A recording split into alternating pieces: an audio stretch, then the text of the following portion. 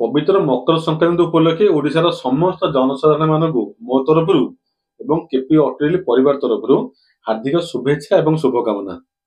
Video करबार कारण आपण जानिछन काली होची मकर संक्रांति। से जो भी संक्रांति हो संक्रांति माने केपी अटेल बंद रहइबो।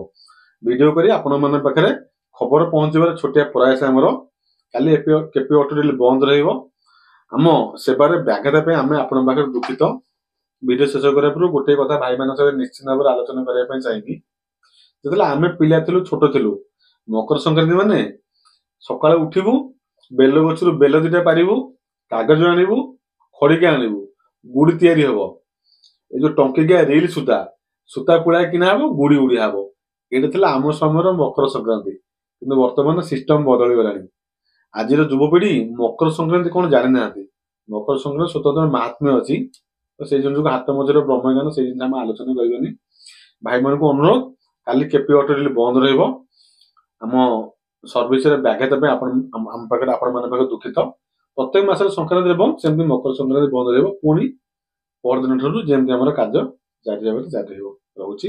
नमस्कार, जय श्री राम।